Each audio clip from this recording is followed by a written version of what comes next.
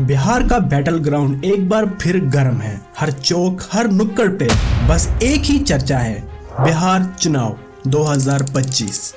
इस बार डिस्कशन में बहुत बड़ा ट्विस्ट है। लोग कह रहे हैं अगर नीतीश कुमार हार गया तो क्या बीजेपी की सेंट्रल गवर्नमेंट गिर जाएगी। सवाल बड़ा है तो जवाब भी बड़े होंगे। आज हम इसी बात का पूरा ब्रेक डाउन करेंगे इस वीडियो में कि कितनी सच्चाई है इस बात में या सिर्फ ये बातें हैं, और क्या है बिहार की जमीन पर करंट वेव। चलिए जानते हैं। सबसे पहले ये समझो कि लोग ऐसा क्यों बोल रहे हैं। जब भी बिहार में कोई बड़ी पॉलिटिकल उथल पुथल होती है तो उसकी गिरफ्त दिल्ली तक महसूस होती है, लेकिन सेंट्रल सरकार को गिराने का जो दावा किया गया है वो कितना लॉजिकल है। देखिए, पहली और सबसे जरूरी बात, ये असेंबली इलेक्शन है, लोकसभा इलेक्शन नहीं। सेंट्रल गवर्नमेंट यानी कि मोदी सरकार जो है वो लोकसभा में मेजॉरिटी पर टिकी हुई है। लोकसभा में मेजॉरिटी के लिए 272 सीट्स चाहिए। एनडीए बीजेपी लेड अलायंस के पास लोकसभा में अभी काफी अच्छी मेजॉरिटी है। बिहार में 243 असेंबली सीट्स हैं। अगर एनडीए नीतीश कुमार की पार्टी जेडीयू और बीजेपी का अलायंस हारता भी है तो इससे सीधे तौर पर लोकसभा में एमपीज की गिनती पर कोई भी असर नहीं पड़ेगा। सेंट्रल गवर्नमेंट अचानक से नहीं गिरेगी। लेकिन यहाँ आता है कहानी का असली मोड़। बिहार एक बहुत बड़ा और बहुत क्रूशल स्टेट है। अगर नीतीश कुमार जो एनडीए के सीएम फेस हैं हार जाते हैं तो ये बीजेपी के लिए एक बड़ी मॉरल और पॉलिटिकल हार होगी। ये एक स्ट्रॉन्ग एंटी इनकम्बेंस का सिग्नल होगा जो सेंट्रल लीडरशिप पर प्रेशर क्रिएट करेगा। अपोजिशन को एक बड़ी बूस्ट मिलेगी और वो 2029 के लोकसभा इलेक्शंस के लिए एक स्ट्रॉन्ग नैरेटिव बना पाएंगे। अब देखते हैं कि ये दावा झूठ या गलत कैसे साबित हो सकता है। यानी अगर नीतीश कुमार हार भी गए तो बीजेपी सेंटर में सिक्योर कैसे रह सकती है। सबसे पहले कॉन्स्टिट्यूशनली कोई क्राइसिस नहीं आएगा। चीफ मिनिस्टर की हार से प्राइम मिनिस्टर की कुर्सी को कोई खतरा नहीं होता। बीजेपी के पास लोकसभा में इंडिपेंडेंट मेजॉरिटी है, यानी वो सिर्फ बिहार के स्टेट रिजल्ट्स पर डिपेंड नहीं करते। अगर एनडीए को हार मिलती है तो बीजेपी की नेक्स्ट स्ट्रेटेजी ये हो सकती है कि वो पूरा focus prime minister Narendra Modi के फेस और सेंट्रल स्कीम्स पर शिफ्ट कर दे। वो ये नैरेटिव सेट कर सकते हैं कि ये हार नीतीश कुमार की स्टेट लेवल विरोधी लहर थी, ना कि सेंट्रल लीडरशिप के खिलाफ। बिहारी वोटर्स भी लोकसभा और विधानसभा इलेक्शंस में अलग तरह से वोट करते हैं। बिहार की हार को बीजेपी एक आइसोलेटेड इवेंट डिक्लेयर कर सकती है। उनका क्लेम होगा कि ये सिर्फ बिहार के लोकल इशू और अलायंस की प्रॉब्लम्स की वजह से हुआ।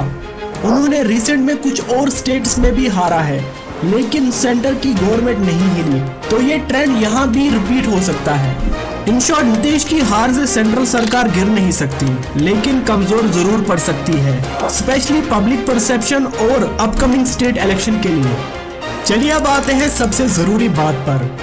बिहार की जमीन पर वेव क्या है, किस तरफ हवा चल रही है, पॉलिटिकल एनालिस्ट क्या कह रहे हैं। बिहार के चुनाव इस बार दो-धारी तलवार पर है। एक तरफ एनडीए बीजेपी जेडीयू और स्मॉलर अलायंस, और दूसरी तरफ महागठबंधन आरजेडी कांग्रेस और left side wing. CM Nitish Kumar के खिलाफ एक साफ तौर पर विरोधी लहर फैली हुई है, क्योंकि वो लंबे टाइम से सीएम है। लोग बदलाव चाहते हैं, लेकिन उनके governance record, law and order, road infrastructure को भी लोग एक्नॉलेज करते हैं। एनडीए भी पूरे जोरों शोर से 90s के आरजेडी के जंगल राज को बिहार के लोगों को याद दिला रहा है और स्पेशली तेजस्वी यादव पे टारगेट कर रहा है। तेजस्वी यादव ने 2020 में जॉब्स को नंबर 1 मुद्दा बनाया था और वो इसे आज भी आगे ला रहे हैं। यंग वोटर्स में उनका एक मजबूत होल्ड दिख रहा है, जो रोजगार, माइग्रेशन और बेहतरीन एजुकेशन चाहते हैं। उनका वचन और परफॉर्मेंस जब वो डिप्टी सीएम थे, यूथ में एक पॉजिटिव वेव क्रिएट कर रहा है। बिहार में कास्ट हमेशा किंग मेकर रहती है। आरजेडी की मुस्लिम यादव बेस स्ट्रॉन्ग है। एनडीए भी अपर कास्ट और सेक्शन ऑफ ओबीसी ईबीसी को लेकर आगे बढ़ रहे हैं। दोनों अलायंस बहुत ही कोशिश कर रहे हैं इन सभी ग्रुप्स को अपने तरफ मोड़ने की। बीजेपी अपनी रैलीज में पीएम मोदी का फेस और सेंट्रल गवर्नमेंट की वेलफेयर स्कीम्स जैसे फ्री राशन, हाउसिंग एक्स्ट्रा को हाईलाइट कर रही है। उनकी कोशिश है कि अगर नीतीश के खिलाफ गुस्सा है तो वो वोट पीएम मोदी के नाम पर उन्हें मिल जाए। चिराग पासवान और छोटी पार्टीज भी एक गेम चेंजर बन सकती है वहां के इलेक्शन में। अगर ये लोग महागठबंधन या एनडीए के ज्यादा वोट काटते हैं तो रिजल्ट अनप्रिडिक्टेबल हो जाएगा। अभी साफ तौर पर वेव एक साइड नहीं है, ज्यादातर एनालिस्ट इसे सीट बाय सीट कंटेस्ट मान रहे हैं। महागठबंधन को तेजस्वी के जॉब नैरेटिव और एंटी इनकम्बेंस से मोमेंटम मिल रहा है, वही एनडीए को मोदी फैक्टर और जंगल राज के डर से सपोर्ट मिल रहा है। कांटे की टक्कर है और लोकल कैंडिडेट का परफॉर्मेंस फाइनल रिजल्ट डिसाइड करेगा। तो दोस्तों, हमारा ब्रेकडाउन ये कहता है कि नीतीश कुमार की हार सेंट्रल गवर्नमेंट को डायरेक्ट तौर पर नहीं गिरा सकती, लेकिन ये बीजेपी और एनडीए के लिए एक बड़ा झटका जरूर होगा। ये 2029 के इलेक्शन से पहले अपोजिशन को एक बड़ी ऑक्सीजन देगा और बिहार की करंट वेव कंफ्यूज्ड है। ये चुनाव सीएम फेस नीतीश कुमार के परफॉर्मेंस और यूथ लीडर तेजस्वी यादव के पोटेंशियल के बीच की है। नवंबर 14 को जब रिजल्ट्स आएंगे तब पता चलेगा कि बिहार की जनता ने गुड गवर्नेंस को चुना है या बदलाव को।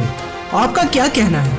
क्या बिहार में असली वेव है और क्या नीतीश कुमार की हार से सेंटर में बीजेपी को सच्चा खतरा हो सकता है?